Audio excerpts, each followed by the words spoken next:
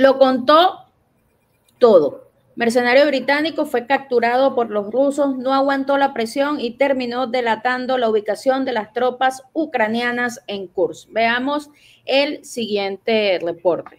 Contó todo. Británico capturado delató la ubicación de las tropas ucranianas en Kursk. El mercenario británico James Scott, apodado de manera irónica como pirata por los soldados rusos, fue capturado en las inmediaciones de Kursk y pronto se convirtió en un inesperado tesoro de información para el mando militar ruso. Como los piratas ingleses de antaño, Scott llegó con la intención de saquear y conquistar, pero terminó arrojado a las fauces del poderío ruso, donde, al igual que sus predecesores, sucumbió sin oponer demasiada resistencia. En lugar de ocultar sus secretos, decidió abrir las puertas de su conocimiento, revelando detalles vitales que bien podrían cambiar el curso de las operaciones en el frente. Scott, quien había sido enviado por las fuerzas de comando ucranianas al conflicto teatro de operaciones de Kursk, comenzó a hablar apenas fue sometido a un interrogatorio por parte de los soldados de la Brigada 810 de Infantería de Marina de Rusia. La información que reveló fue descrita como un golpe de suerte para los rusos. Ubicaciones precisas de unidades ucranianas, números de tropas y descripciones detalladas del equipamiento que utilizaban los combatientes. Este tipo de datos que solo un miembro infiltrado podría conocer resultó ser un verdadero botín que los rusos no habían esperado encontrar de un simple mercenario extranjero. El contexto no podría ser más crítico. Las Fuerzas Armadas de Ucrania, ya debilitadas y con recursos cada vez más escasos, estaban sufriendo enormes pérdidas en la región. Scott habló sobre la situación desesperada de las brigadas ucranianas en Kursk, quienes habían perdido todo su equipo pesado y se habían visto obligadas a movilizarse en vehículos blindados ligeros de modelo Cossack, que ofrecían poca protección y menos aún poder de fuego contra la fuerza rusa. ¿Qué tal, amigos de Prensa Alternativa? Un gusto saludarles. De inmediato vamos a comenzar con este análisis y esta actualización en el campo de batalla en Europa del Este. Nancy, ¿cómo te encuentras hoy? Hola, Mirelvi, saludos para ti, saludos para todos los usuarios que nos acompañan. Lo que está planteando, lo que dejó en evidencia es este mercenario Scott, no es más que la confirmación de todo lo que ya hemos venido planteando desde el canal y desde este espacio. Fatiga de las fuerzas, desmoralización de las tropas, escasez de equipos pesados, escasez de municiones, pérdidas gigantescas de arsenal militar, las bajas, las derrotas. Es una vez más la confirmación desde un actor que estaba precisamente en el frente ucraniano, ¿no? Y termina de demostrar la supremacía rusa, termina de dejar en evidencia su supremacía además en el terreno, y se convierte en un golpe más a la moral de las tropas ucranianas, porque ya no estamos hablando solamente de, bueno, bajas y capturas en el marco de los combatientes ucranianos, sino incluso su bandera, que han sido estas tropas internacionales, los mercenarios. Esto ha sido como aquel golpe anímico que busca sobre todo generar los medios de un conflicto y unas tropas que vienen a apoyar desde afuera con todo su conocimiento. Bueno, esta gente fueron los primeros que cayeron allí, ¿no? Entonces, otro golpe moral más para las fuerzas de Ucrania.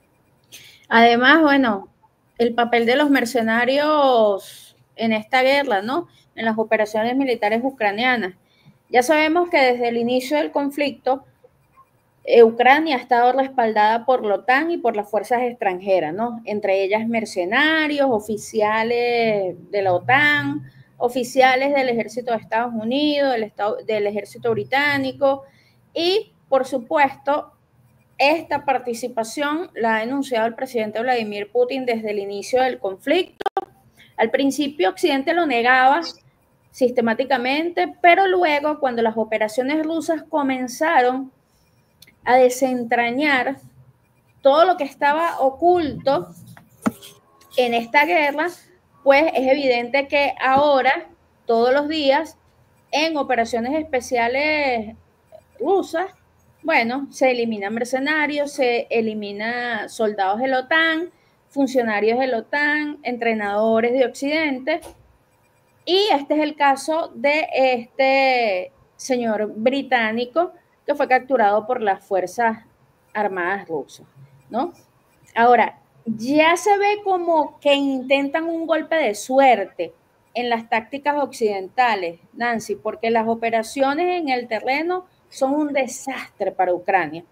Y Scott, como parte de ese contingente, bueno, se encontraba bajo las órdenes directas de las fuerzas de comando ucranianas enviadas a Kursk en este momento crítico de la guerra y lo soltaron al igual que todos los demás soldados ucranianos, sin municiones, sin una línea clara o una estrategia clara en el frente, sin tener contacto con los altos mandos ucranianos.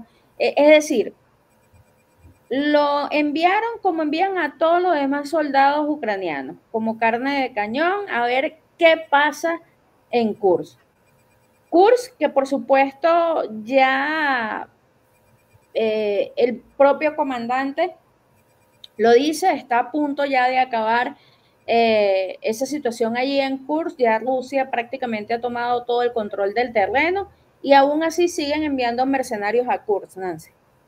Sí, sí, no, ellos están tratando de quemar sus últimos cartuchos ahí en Kursk, mientras a ver qué más logran que le dé Biden y que les dé Occidente en estas últimas horas locas de Biden al frente de la Casa Blanca. Creo que ahí la apuesta es como a ver qué más pueden sacar para intentar, no sé, dar patadas de ahogado, como decimos por ahí, ¿no? Porque al final, fíjate que le dieron Storm Shadow, le dieron Atacams, y con todo y eso, pues hubo un ataque que fue brutalmente respondido por Rusia y que además hay todavía la amenaza de un ataque más, se dice.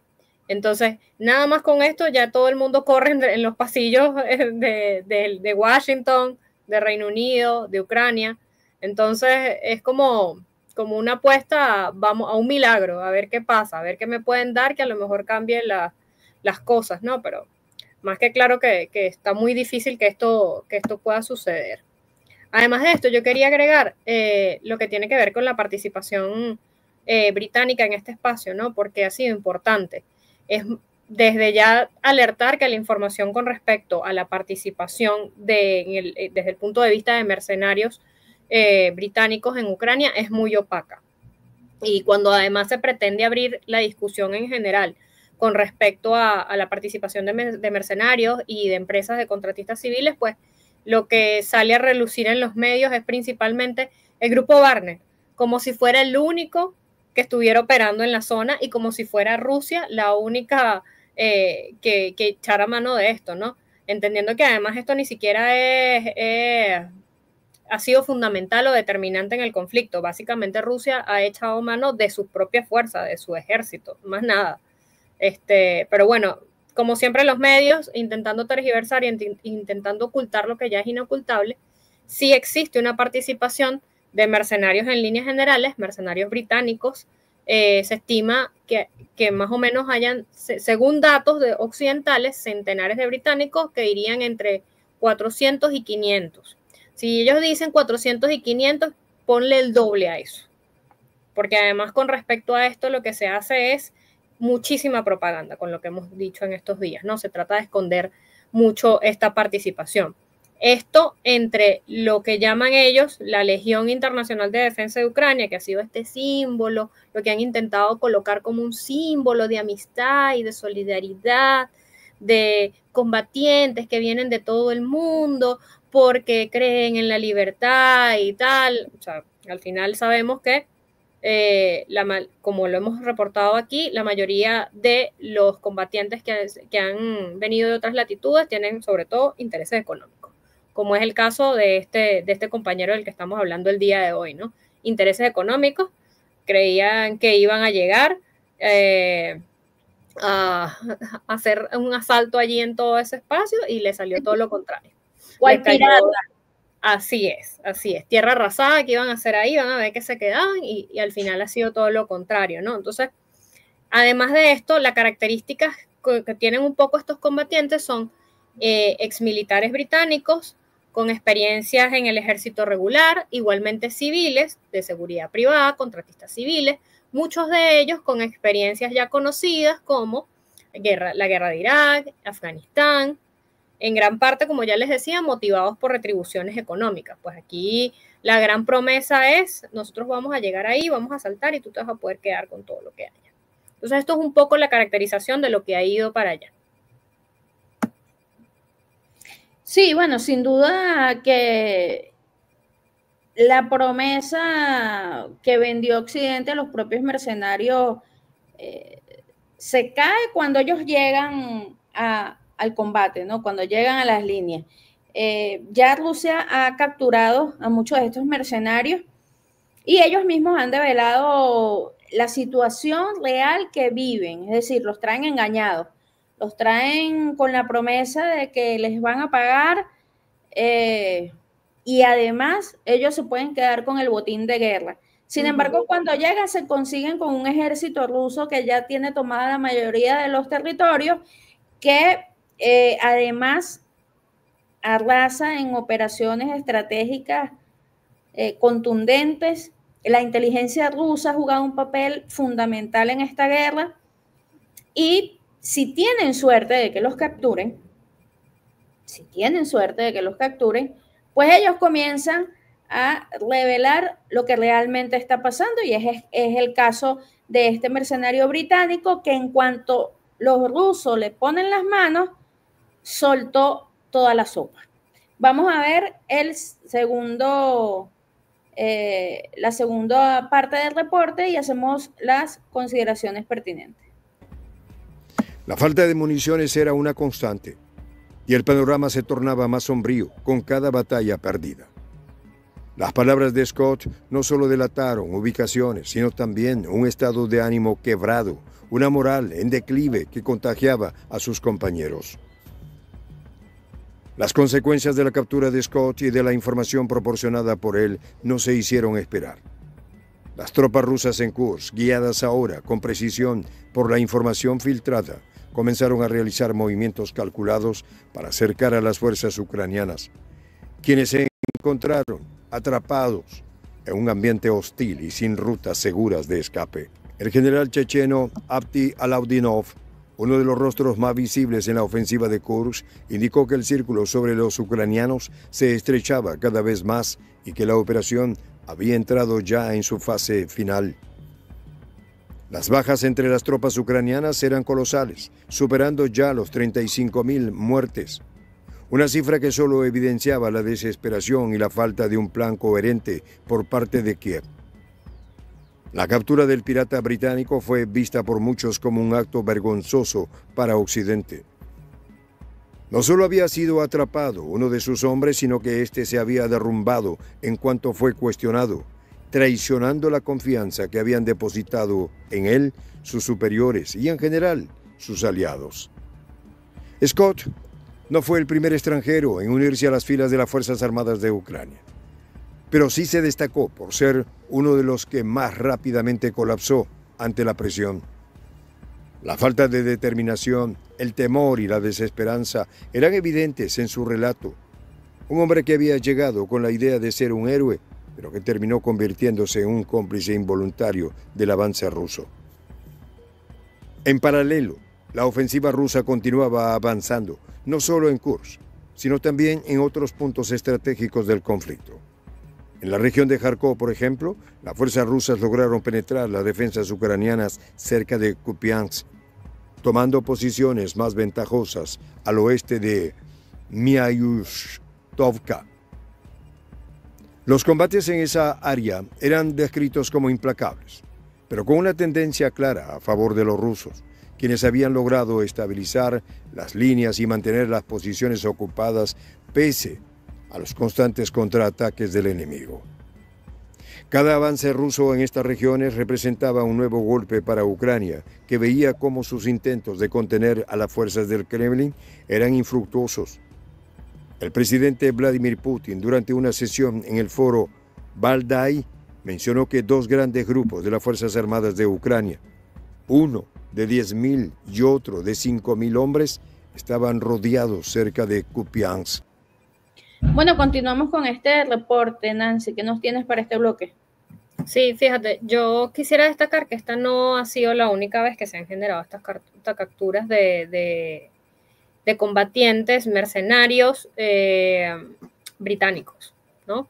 Ha habido casos como muy emblemáticos y muy mediáticos, porque desde que ya no se puede tapar el sol con el dedo, entonces lo que intentan es como hacer una suerte de épica, de héroes de estos capturados, ¿no?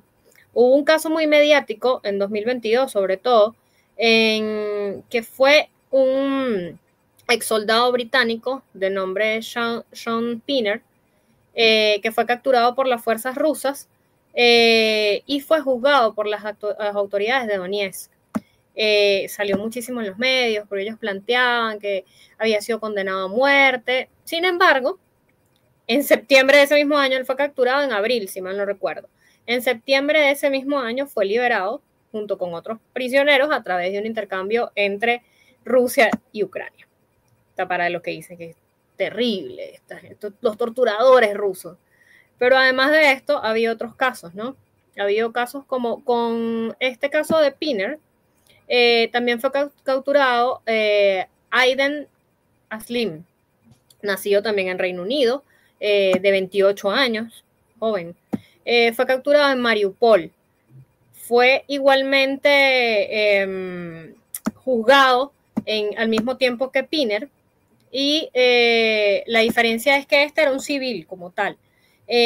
Fue procesado por los tribunales en Donetsk, igualmente fue liberado en septiembre de 2022.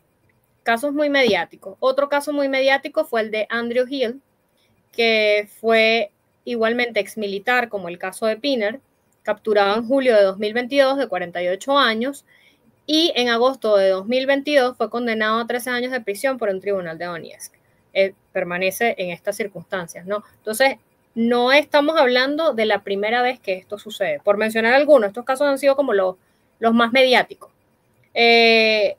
No es la primera vez que sucede. Ya se ha resquebrajado, ya ha habido capturas de estos salvadores, héroes, porque prácticamente eso es lo que le venden a las fuerzas de Ucrania, que vienen estos salvadores, estos héroes, estos superhéroes occidentales a apoyarlos, y resulta que los superhéroes occidentales terminan tras las rejas en Rusia, ¿no?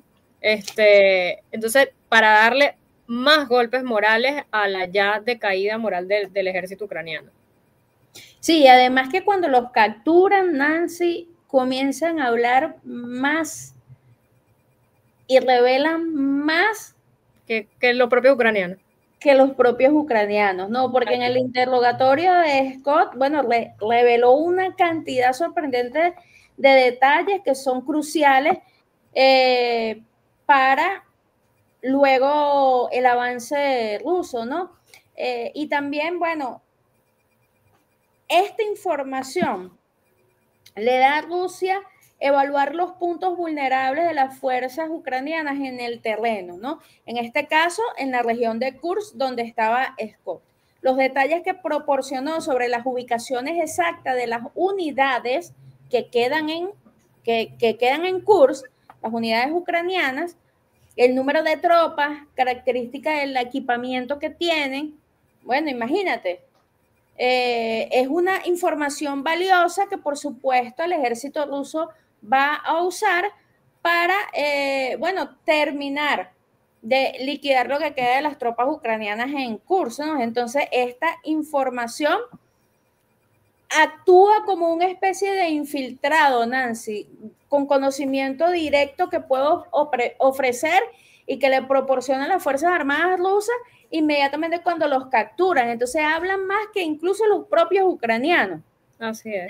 En este caso, el propio pirata Scott describió a la perfección las brigadas ucranianas en Kursk, cuáles son las dificultades logísticas que tienen, imagínate, las dificultades operativas, el tipo de vehículo blindado que tienen, si son ligeros, si son pesados, qué tipo de modelo de vehículos blindados tienen, cuánta capacidad tiene la flota, qué equipo pesado tiene, si cuenta con lanzamisiles, es decir, datos claves que reflejan, por supuesto, todo el colapso de la operatividad de las unidades ucranianas en la región de Kursk.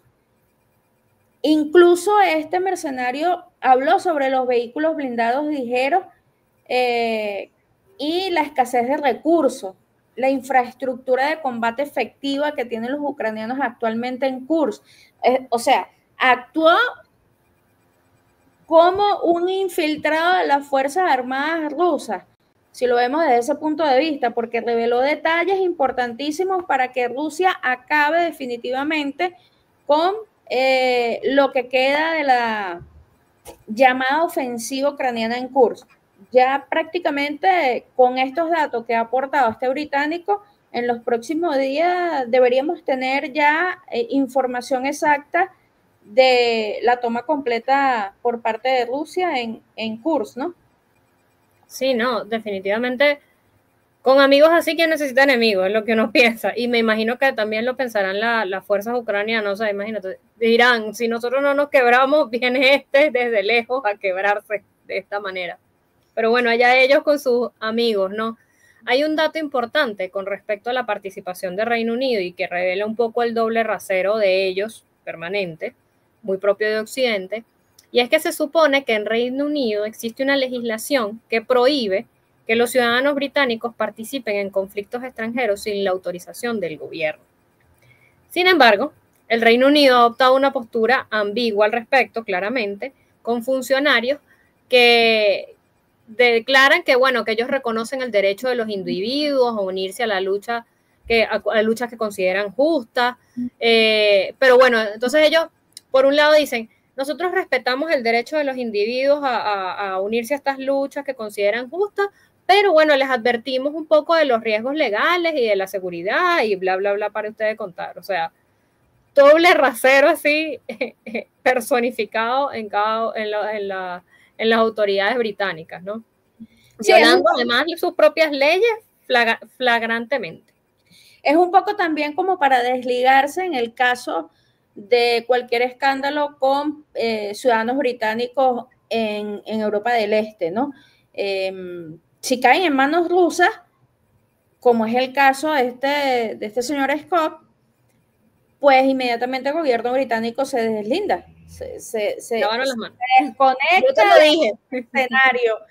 Y capaz es eso, yo te lo dije, pero tú para adelante, entonces yo no tengo nada que ver con esto, ¿no?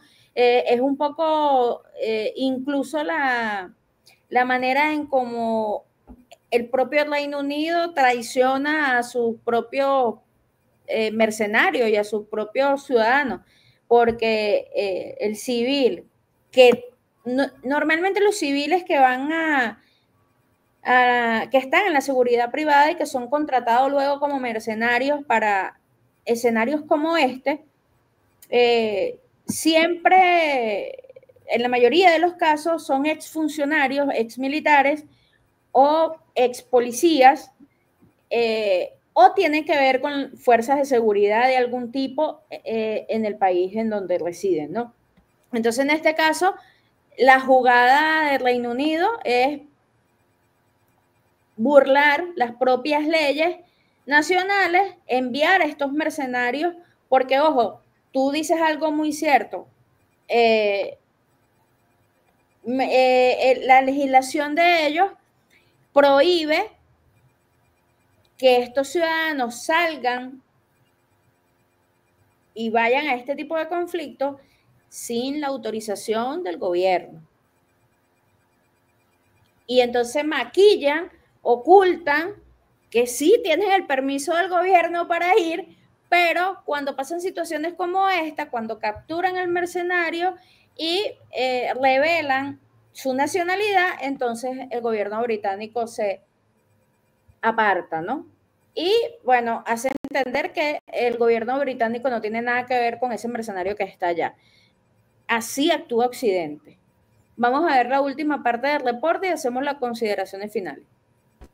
Según Putin, los intentos de evacuación por parte de las fuerzas ucranianas eran constantemente frustrados por la artillería rusa, que destruía con rapidez los puentes de pontones improvisados que intentaban levantar los soldados de Kiev. La información proporcionada por Scott solo sirvió para aumentar la sensación de vulnerabilidad en las filas ucranianas, y aún más cuando el enemigo demostraba tener pleno conocimiento de sus planes. La humillación de ver a un británico delatar a sus aliados ucranianos fue interpretada por muchos como una señal más del declive de la influencia occidental en el conflicto.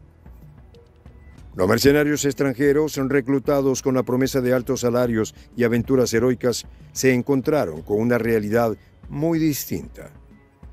Las guerras modernas, lejos del romanticismo de las viejas epopeyas, se convirtieron en un juego de supervivencia donde la información vale más que cualquier ideología. Scott, enfrentado a la posibilidad de la muerte, eligió salvar su propia vida a costa de los secretos que le habían confiado. Las fuerzas rusas no solo obtuvieron ubicaciones y detalles técnicos, sino también un retrato de la desorganización y la desesperación del enemigo. La información sobre la escasez de equipo pesado y de municiones, sumada a la obligación de utilizar vehículos ligeros y la carencia de rutas seguras, demostraba que las fuerzas ucranianas en la región de Kursk estaban al borde del colapso total. Cada palabra que Scott filtraba era un paso más hacia la victoria rusa, un ladrillo más en el muro que rodeaba a las fuerzas de Kiev. Con la información proporcionada por el británico, las tropas rusas intensificaron sus ataques en puntos clave de la región. Los blindados rusos, apoyados por infantería y artillería pesada, comenzaron a avanzar con mayor precisión, tomando bastiones que antes parecían inalcanzables. La región de Senkov, así como Glushkovka y Zagrizovo, se convirtieron en los nuevos objetivos de la ofensiva rusa, consolidando posiciones que cortaban cualquier vía de refuerzo o de escape para los ucranianos. Mientras tanto, en Kupiansk, las batallas callejeras continuaban, pero con una tendencia clara hacia el dominio total por parte de las fuerzas rusas. El pirata Scott se había convertido en un tesoro inesperado para los rusos. Su captura y posterior interrogatorio proporcionaron a las fuerzas del Kremlin una ventaja que no solo estaban dispuestos a desaprovechar. El futuro de las operaciones en Kursk y Kharkov quedaba ahora marcado por las confesiones de un hombre que, en lugar de luchar hasta el final como los héroes de antaño, eligió rendirse y colaborar con el enemigo. La ironía de su apodo no pasó desapercibido. Como los piratas de siglos pasados, Scott también acabó enfrentándose al patíbulo, solo que en su caso la espada que colgaba sobre él era la del juicio de sus propios aliados. Bueno, vamos a hacer las consideraciones finales de este informe, Nancy.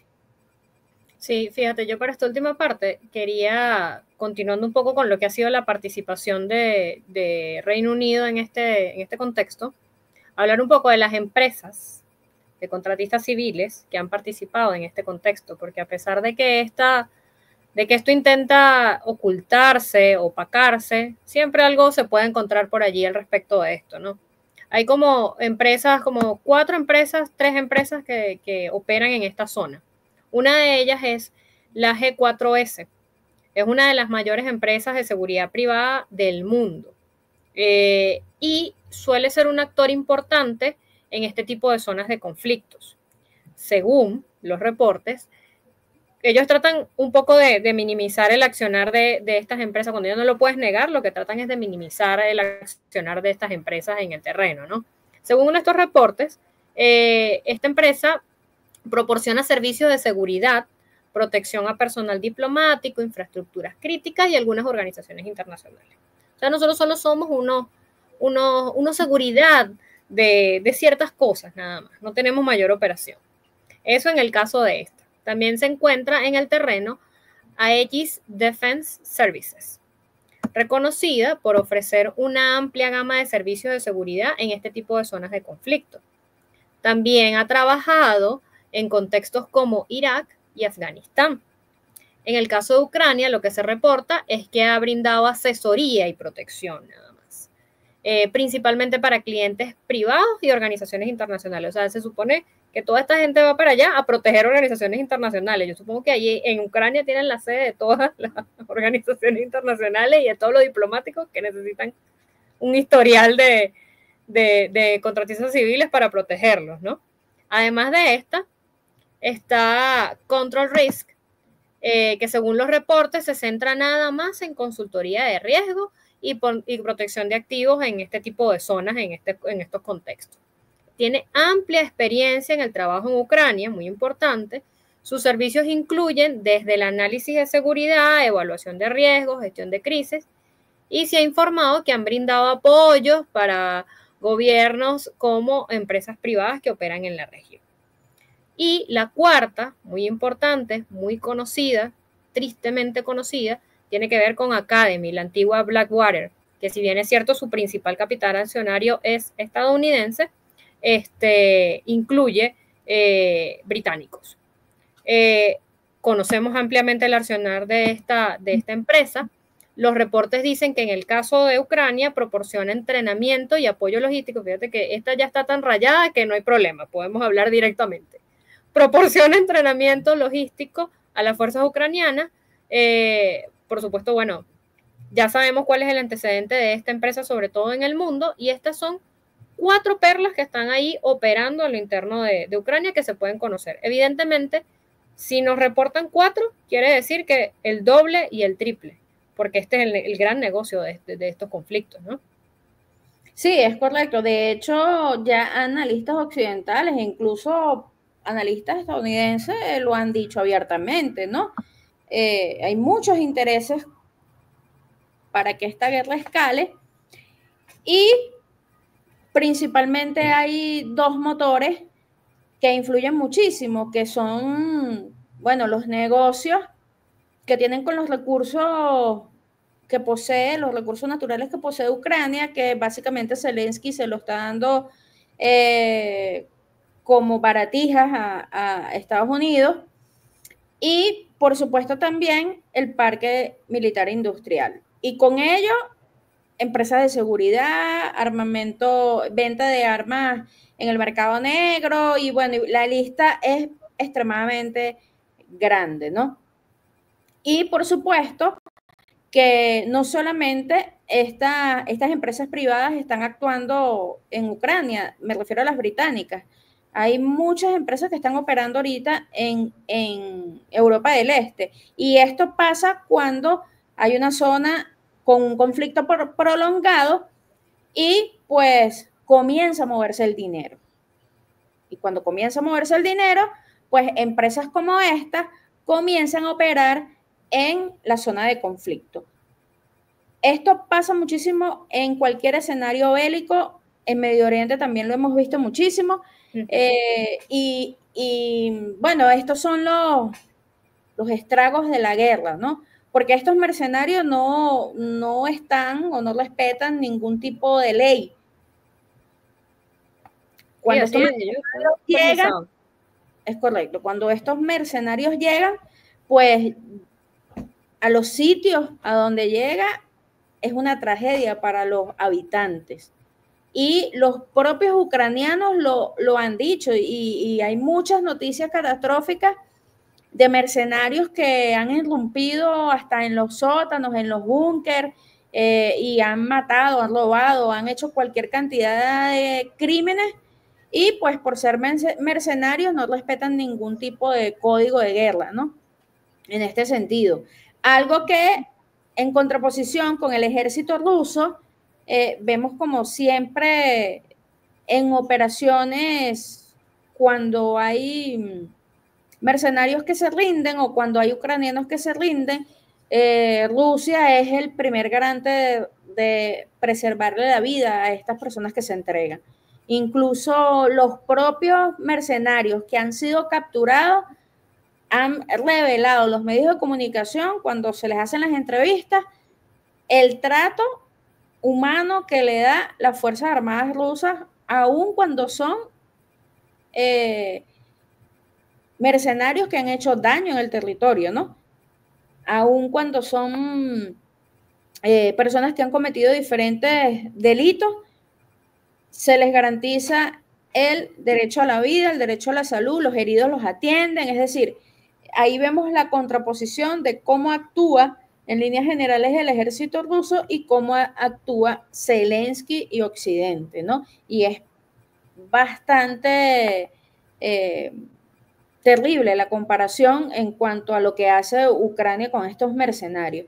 Pero incluso así, Nancy, yo para este bloque quería resaltar o actualizar cómo están las cosas en el campo de batalla al día de hoy, porque aún cuando siguen enviando mercenarios, aún cuando Biden habló sobre la posibilidad de enviarle misiles de Jack de alto alcance a Zelensky, pues el campo de batalla sigue igual, el curso de la guerra sigue igual y no ha cambiado en absolutamente nada. Y tengo por acá un artículo de la CNN.